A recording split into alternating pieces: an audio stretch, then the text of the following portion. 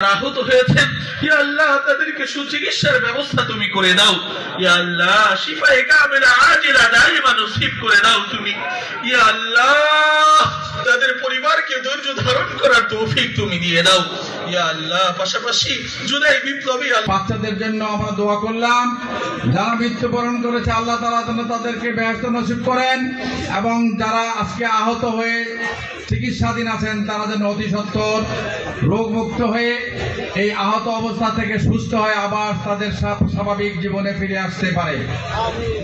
আজকে প্রিয় নেতৃবৃন্দ, এই জাতীয় দুর্যোগ, এই দুর্যোগের মধ্যেও আমরা আজকে আপনাদের এই উপস্থিতি, আপনাদের তাদের প্রতি সহমর্মিতা, এটাই মনে করে বাংলাদেশ জাতীয়তাবাদী দলের প্রত্যেকটি নেতাকর্মী মানবিক মূল্যবোধ তাদের মধ্যে আছে। জাতির প্রয়োজনে, মানুষের প্রয়োজনে, মানুষের বিপদে সবসময় জাতীয়তাবাদী দলের নেতা কর্মীরা, আমাদের নেতা তারেক রহমান, আমাদের নেত্রী খালেদা জিয়া, এই দলের প্রতিষ্ঠাতা শহীদ জিয়াউর রহমান এই জাতির প্রত্যেকটি প্রয়োজনে সামনে থেকে এই জাতির দুর্যোগে নেতৃত্ব দিয়েছেন, এই জাতিকে মুক্ত করার জন্য, এই জাতিকে স্বাধীনতা দেওয়ার জন্য, এই জাতিকে গণতন্ত্র ফিরিয়ে দেওয়ার জন্য। তাই আজকে জাতীয়তাবাদী দলের কর্মীরা যখন জাতির প্রয়োজন হয়েছে তখনই সামনে থেকে নেতৃত্ব দিয়েছে।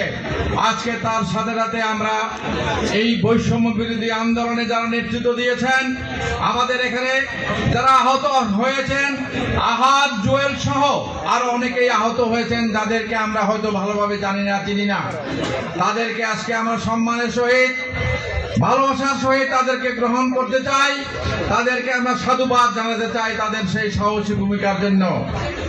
নিহত হয়েছেন আমাদের কৃতি সন্তান ফারহান ফায়াজ, আরো দুইজন দুলাল, সোহেল সহ আরো অনেকে, যাদেরকে আমরা হয়তো বাইনে বা নামে এখনো ভালোভাবে চিনি না, জানি না।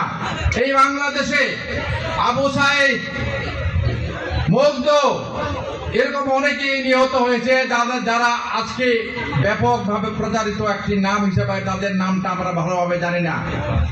এখনো আজকে টেলিভিশনে মাঝে মধ্যে আসে সেই আহত, ওই সময়ে বৈষম্য বিরোধী আন্দোলনে আহত অনেক যুবক এখনো হসপিটালের বিছানায় কাতরাচ্ছে, চোখের পানি ফেলছে, হয়তো তার জীবন কখনো স্বাভাবিক জীবনে সে ফিরে আসতে পারবে না।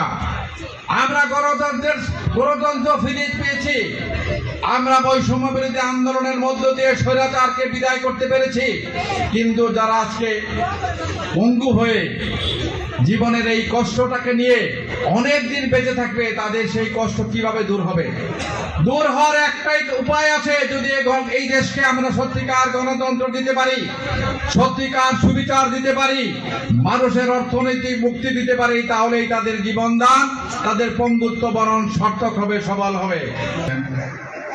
অনেক মায়ের এবং বাবার যে কি পরিমাণ কান্না, আমি মনে করি যারা সব সময় সোশ্যাল মিডিয়াতে ব্যস্ত থাকে, ওই ঘটনার পরে অনেকেই সোশ্যাল মিডিয়াতে খুব বেশিক্ষণ থাকতে পারেনি, কারণ এত কান্না, এত হৃদয় বিদারক ঘটনা এর পূর্বে বাংলাদেশে খুব কমই সংঘটিত হয়েছে। আমি নিহত শিক্ষার্থীদের রুহের মাগফিরাত কামনা করছি। আল্লাহ যেন তাদেরকে বেহেশতের সর্বোচ্চ মোকাম জান্নাতুল ফেরদাউস দান করেন। যারা আহত অবস্থায় বিভিন্ন হাসপাতালে চিকিৎসাধীন অবস্থায় আছেন, আল্লাহ যেন তাদেরকে সুস্থতা করে আবার আমাদের মাঝে ফিরিয়ে আনে, তারা যেন আবার শিক্ষা জীবনে ফিরে যেতে পারেন। যেসব শিক্ষক, যেসব বাবা মা এই ঘটনায় মৃত্যুবরণ করেছেন, তাদেরকেও আমি তাদের রূহের মাগফিরাত কামনা করছি। আল্লাহ যেন তাদেরকে জান্নাতুল ফেরদাউস দান করেন।